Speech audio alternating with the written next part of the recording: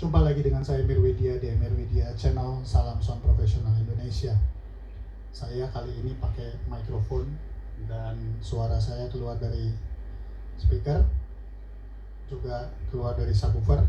Kok bisa begitu? Nah, ini direkam dengan mikrofon ukur yang kami punya pakai Presonus, masuk ke sound card di sana dan masuk ke kamera. Ya, jadi suaranya masuk di sound card, kemudian masuk ke kamera. Apa yang mau kita tunjukkan, apa yang mau saya tunjukkan adalah satu alat yang membantu kita beberapa hari ini, yaitu Passline PL7. Saya tahun lalu saya tidak berani pakai yang 7B, saya tidak berani buka efeknya karena saya sendiri tidak hobi karaoke, saya tidak mengerti orang karaoke maunya apa. Dan kebetulan ini ada Ari yang senang karaoke, ya Ari. Ya, alat ini dipakai karaoke terus sama kamu ya tiap hari ya. Saya nggak tahu orang karaoke maunya apa. Saya senangnya dengernya lagu dugem. Kata wong Jawa dunia kembelung. Jadi dunia saya dengan Ari berbeda. Makanya ini efeknya Ari yang nyetel. Tapi bicara efek, kok nggak ada efeknya? Nah, saya mau kenalkan dulu sebelum suara saya mengaung-ngaung seperti di gua. Saya nggak begitu senang dengar itu. Dan saya mau perkenalkan dulu ini Passline PL7. Di sini kalau pemirsa lihat, ya ini juga dikontrol lewat komputer. Ini pakai USB di sini dan USB-nya diperpanjang pakai USB extender. Komputernya ada di sana dan layar yang saya pergunakan di sini. Kalau pemirsa perhatikan di sini, ini adalah untuk musik yang masuk. Kali ini kita pakai jalur analog di sini, ya. Ini nanti saya akan setel melalui soundcard Ugreen dan masuk ke alat ini lewat jalur analog di sana. Kemudian ini ada mikrofon inputnya, yaitu mikrofon yang saya pergunakan sekarang. Sudah kita setel sedemikian rupa. Ari maunya S-nya tuh sampai koyok manuk ya, sweet gitu. saya bingung makanya, tapi ini maunya Ari lah, dan efeknya juga demikian. Tadi kita sudah mencari, ini sengaja dibuang hanya efek ini sampai 15 kHz. Di sini dibuang habis, kata Ari, supaya nggak sering begitu. Dan saya tahu itu datangnya dari mana. Kemudian ini juga saya larang Ari angkat terlalu tinggi ataupun teman-temannya ke bawah. Toh kita cuma mau S-nya saja. Dan berapa itu frekuensi S itu? Paling cuma di antara 10. Kalau 8 ke bawah nanti terlalu kasar suara S-nya. Terlalu ke atas terlalu sering, terlalu halus. Ini efeknya. Kalau saya boleh keluarkan, ini efeknya, ya. Ini saya tambah, bisa dengar suara saya sudah keluar di sana. Ada mau kebanyakan -9, cukup. Nah, ini suara saya sudah keluar efeknya di sini. Dan ini apa yang sudah kita atur, katanya supaya ini kelihatan untuk hajatan pas. Nah, nggak tahu Ri, piye. Tara, saya matiin lagi ya, kayak di gua Ri. Jadi kalau kita mau hanya organ tunggalan atau hanya pengajian, bawa ini satu cukup. Saya akan perlihatkan. Oh iya, sebentar. Kita maju dulu Ri, lihat layarnya dulu. Coba kasih lihat ke layar. Ini, waduh, kamu naikin Twitternya, height-nya gede amat.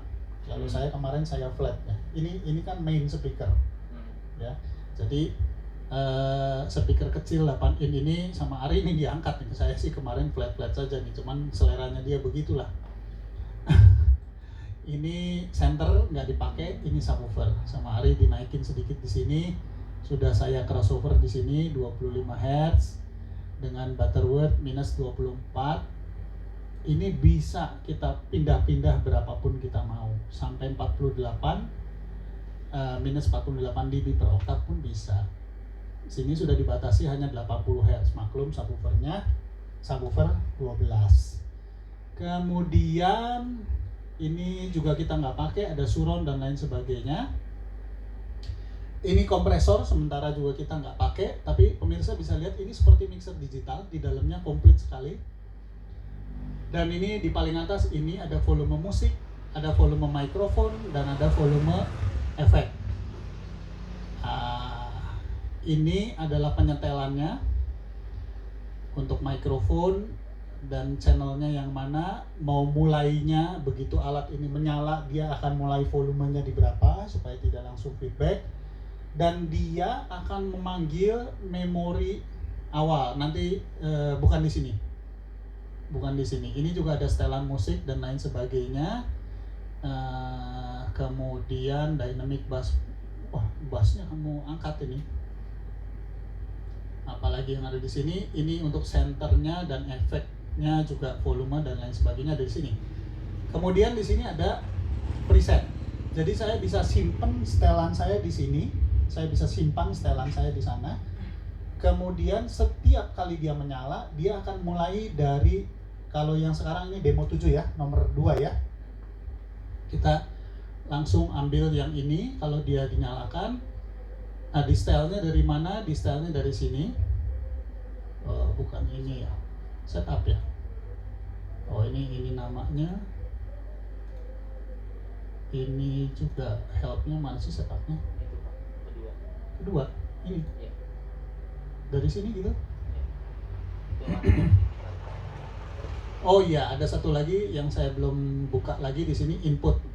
Bisa analog, bisa SPDIF, bisa optical. Kemarin kita sudah dengar suara dia secara optikal dari mana dan bagaimana, kita sudah dengar di sana. Kemudian ini ada setelan online offline ya. Nah, ini bukan offline sebenarnya karena ini online, jadi di sini opsionalnya adalah offline. Dan ini knob ini merah berarti kita sedang online. Kalau kita mau recall, tapi kan kita enggak. Ya ini inisialnya mana sih? Inisialnya di sana ya. Saya agak lupa. Ini di sini recall dan lain sebagainya, ini kita untuk menyimpan. Tapi alat ini sudah kita setel untuk dia selalu kembali ke yang nomor 2. Dia tidak kembali ke nomor-nomor yang lain, tapi dia akan selalu kembali ke 2. Jadi bisa dibayangkan ini seperti sebuah mixer digital yang kecil, gitu. Oke, saya setelkan lagu dari sini seperti biasa dan pakai soundcard Ugreen di sini, pakai kabel analog, inputnya analog. Mungkin sambil bisa dilihatin belakangnya. Coba Ari bisa ke sana. Yuk, pelan. Ya, cukup kan kelihatan itu? Atau harus perlu lampu lagi? Cukup. Jadi pemirsa bisa lihat di sini ada digital input di sini, atau saya kasih lampu deh. Wah, terang. Nah, begitu. Ada digital input ya. Ini ada digital input. Kemudian ada optikalnya di bawah. Ini SPDIF, kita pakai analog sekarang. Pemirsa bayangkan ini masih bisa dipakai. Jadi kalau ada yang hajatan dia bawa keyboard, ini masih bisa dipakai untuk keyboard. Outputnya pun juga banyak. Ya, ada ini speaker utama, ada subwoofer, ada juga surround, ada center dan lain sebagainya. Ya, ini praktis. Kita bisa tinggal bawa alat ini satu saja, sudah selesai. Cukup. Nah, saya akan demokan lagu sekarang. Bagaimana kalau kita nyetel lagu dari alat ini?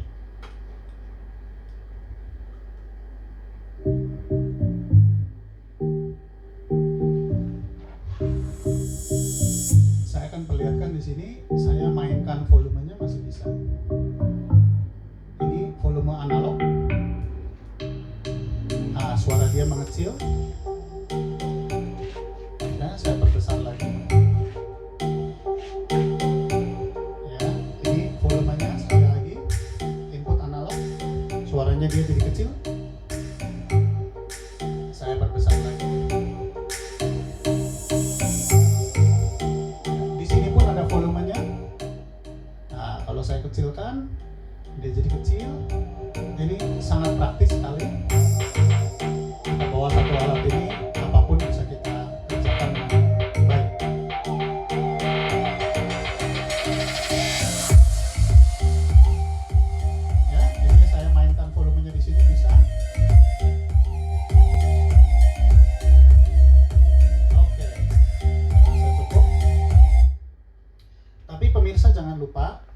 ini yang pesan saya terakhir. Semua alat karaoke itu terbalik input mikrofonnya. Kekurangannya alat ini hanya satu, dia tidak ada pembalik polaritas untuk mikrofon. Kedua, dia tidak ada input Canon atau XLR untuk mikrofon. Di sini saya sedia kabel lain, mungkin agak kesek-kesek sedikit.